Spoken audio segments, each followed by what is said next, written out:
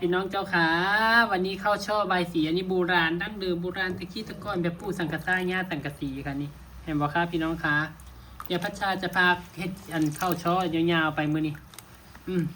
คลิปยาวบางคนจะเบิ่งคลิปยาวเนาะค่ะเบิ่งแต่คลิปสั้นเนาะพัชชากับเราบ่ได้ค่อยได้ถ่ายคลิปยาวเดี๋ยวนี้ไปเบิ่งนำกันจ้ะที่มีเสียงพัดลมจังหน่อยเดี๋ยวค่อยฮ้อนพี่น้องคะขออนุญาตบาดคำด้วยเสียงดังก็ได้ก็จะพาท่านเจ้าเข้าช่อยาวไปเลยค่ะเป็นคลิปยาวๆไปเลยบางคนจะเบิ่งตั้งแต่แรกเนาะหนังสือกำลังจะสั่งทำด้วยอุ้ยแพงค่าหนังสือกับพี่น้องคะค่าสั่งเฮ็ดก็ได้เขาให้สั่งขั้นต่ำ1,000 เล่มว่าซั่นตายค่อย ถ้า1,000 เล่มมันก็จะได้เรทถูกแน่นะพี่น้องกำลังรวบรวมข้อมูลกำลังให้น้องเป็นคนใช้ AI รวบรวมข้อมูลนู่นนี่นั่นให้อยู่พี่น้องคะเพราะว่าเจ้าของเฮ็ดบ่ได้นะบ่มีคอมก็เลยให้เพิ่นเฮ็ดให้แล้วครับก็สิไปให้เขาเจ้าปริ้นเขาเจ้าพิมพ์เพราะว่าทุกอย่างในข้อมูลที่พัชชาเฮ็ดหนังสือของพัชชานี่จะเป็นผลงานของพัชชาเบิดแล้วก็จะเป็นเทคนิคของพัชชาเบิดทุกอันเลยค่ะบ่ได้ไปเอามาจากในเว็บบ่ได้ไปเอาของผู้ใดมาค่ะพี่น้องคะแบบฉบับของพัชชาเลยหนังสือนี่ก็คือหนังสือเล่มนี้ความหมายความตั้งใจของพัชชานะใครได้หนังสือเล่มนี้ไปแล้วศึกษาแล้วก็เบิ่งแล้วก็เฮ็ดตามรูปแล้วก็คำบรรยายที่พัชชาเขียนนะคนที่เฮ็ดใบสีบ่เป็นค่ะคนที่เป็นแล้วก็เก่งค่ะถ้าเบิ่งเล่มนี้จนเบิดนะคะเพราะว่าข้อมูลในเล่มนี้ถามว่ามีหลายบอที่พัชชาลงไปในหนังสือนะบอได้หลวงบอได้หลายหรอกค่ะหนังสือของพัชชานี่ค่ะมันก็มีแต่การเฮ็ดแม่ใบสีโบราณดั้งเดิมแบบนี้โบราณสมัยปัจจุบันนี้นะคะแล้วก็จะมีช่อประยุกต์นะคะช่อประยุกต์แบบนิ้วริบบิ้นพัชชาจะเอาแต่ผลงานที่แบบว่าได้เฮ็ดจริงได้ใช้จริงในชีวิตประจำวันนะคะพี่น้องคะแล้วก็จะมีกล้วยยอดใบสีแบบโบราณก็คือขันบักบิ่งเนาะค่ะก็จะมีกล้วยยอดใบสีแบบกล้วยจีบสำหรับคนที่เฮ็ดกล้วยจีบบ่ปิ่นนะคะแล้วก็จะมีเปียรัดข้อคนเปียรัดข้อบ่ปิ่นนะคะกัดจะปิ่นอยู่หั่นในหนังสือนี้เอาลงให้เบิดค่ะแม้กระทั่งการห่อโฟมนะคะห่อโฟมบ่เป็นห่อบ่เป็นกีบเป็นริ้วกับปิ่นค่ะเพราะว่าพัชชารวบรวมในหนังสือให้หมดเลยแล้วก็แมงดานะคะแมงดากีบแมงดาพวกนี้จะเป็นเด่นๆที่เราได้ใช้จริงนะคะพี่น้องเป็นอย่างจังอยากเฮ็ดหนังสือออกมาเพราะว่ามีแม่ๆหลายคนถามว่าพัชชาบ่ได้เฮ็ดเป็นหนังสือออกมาบ่เพราะว่าแม่นั้นอยู่ไกลเด้พัชชาอยากไปหาพัชชากับไปบ่ได้แม่นพัชชาเข้าใจอยู่เพราะว่า FC พัชชานี่ทั่วประเทศค่ะพี่น้องค่ะบ่ได้ว่าแต่ประเทศไทยประเทศลาวกันหลายค่ะพี่น้อง FC ของพัชชาน่ะเด้อบัดนี้เพิ่นก็เลยอยากได้หนังสือแบบมาเรียนบางเทื่อนะเฮาบ่ได้มาเรียนปากต่อปากรวมมาเรียนมือต่อมือแต่หนังสือนี่ก็ถือว่าดีอย่างนึงเพราะว่าพัชชาเฮ็ดให้ละเอียดยิบเลยค่ะพี่น้องค่ะละเอียดแบบบ่ฮู้สิละเอียดแนวใดนะคะตอนนี้ก็กำลังติดต่อกับโรงพิมพ์แล้วก็กำลังรวบรวมนะคะพี่น้องค่ะก็คือ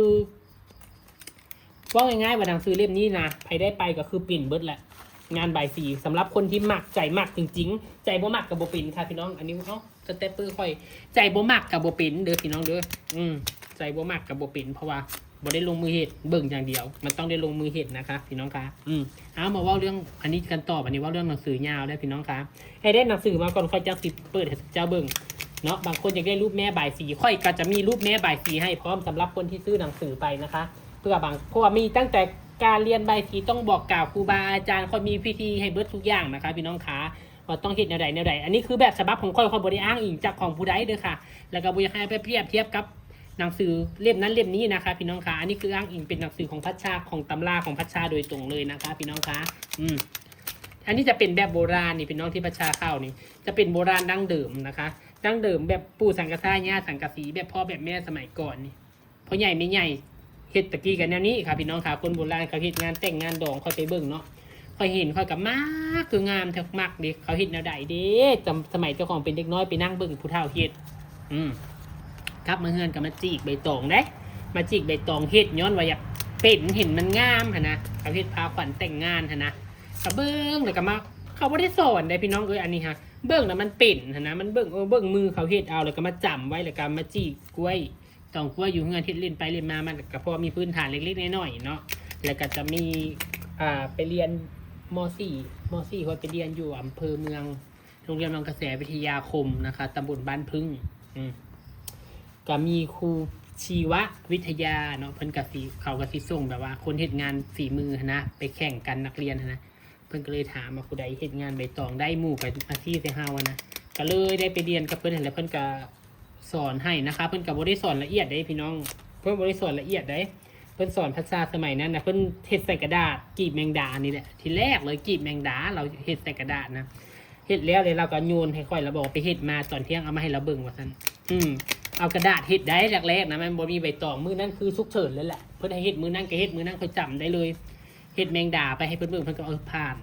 นแล้วเพิ่นก็มาจับจูดได้แมงดาพวกเฮาก็บ่เคยเฮ็ดเด้ค่ะเฮาเบิ่งกระดาษที่เพิ่นพับมันนั่นแหละเฮาก็มาแกะเอาเพิ่นเฮ็ดอันนี้บ่เพิ่นเฮ็ดอันนั้นบ่คิดเอาเองนะคะคิดเอาเองแล้วบัดนี้มันบัดในใดบุมันก็ไปตรงใจเพิ่นบ่เพิ่นก็เลยเอาเฮาไปเฮ็ดนะพี่น้องไปแข่งอยู่โรงเรียนปิยะสมัยตะกี้โรงเรียนปิยะจังหวัดนครพนมพี่น้องคะไปแข่งกับแพ้ค่ะ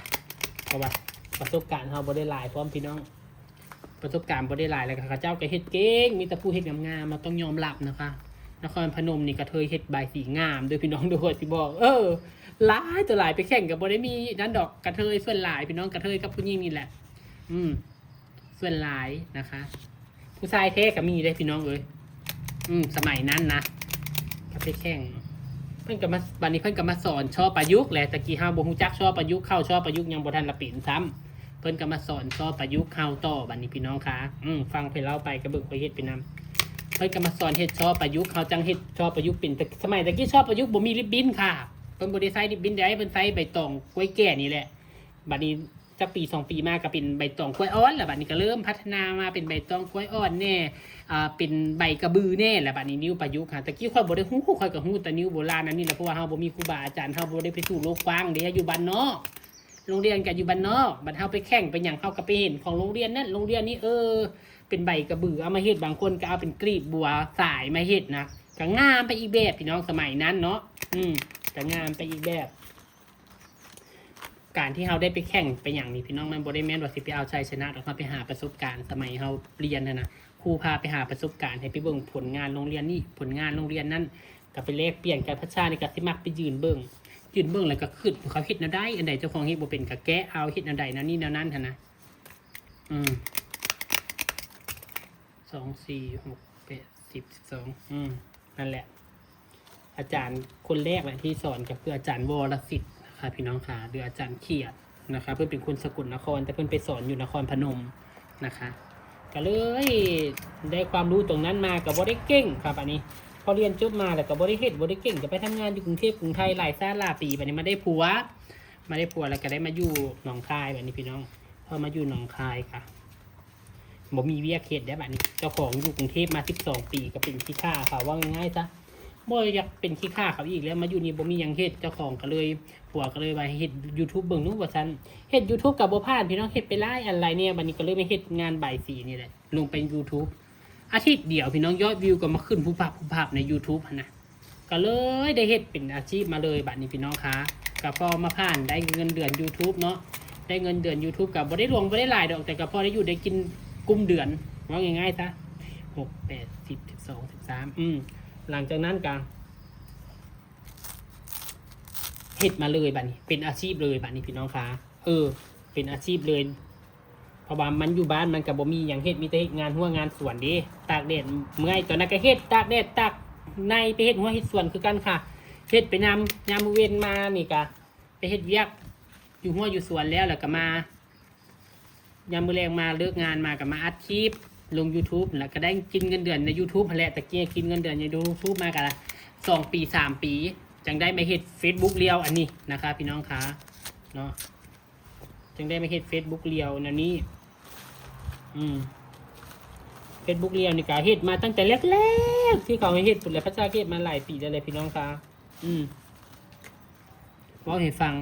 เว้าแล้วก็ยาวประวัติข่อยมันยาวอีหลีเขาไปเฮ็ดเป็นหนังก็ได้เป็นเรื่องพี่น้องเอ้ยแหละ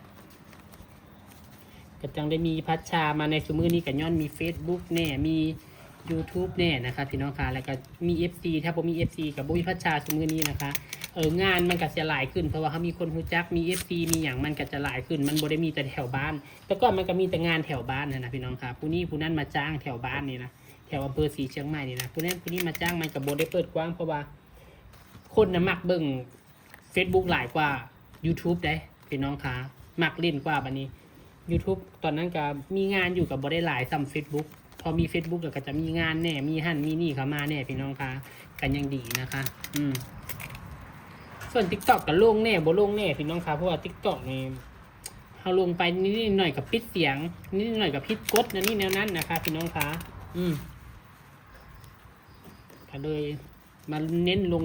Facebook เป็นหลักนะคะพี่น้องคะใน Facebook ตอนนี้ก็มีอีกช่องสำรองเด้อพัชชาสาวเนาะผู้ใดยังบ่กดติดตามให้กดติดตามพัชชาไว้เนาะพี่น้องช่องสำรองนะโอ้ยเรื่องราวชีวิตค่อยมันยาวพี่น้องบางคนก็ว่าเป็นอะไรคือได้มาอยู่หนองคายนะนี่นะมื้อหลักมีเวลาค่อยสิมาเล่าให้ฟังพี่น้องคะสำหรับ FC ใหม่ๆที่ติดตามอาจสิบ่ฮู้แต่คนติดตามค่อยต่อ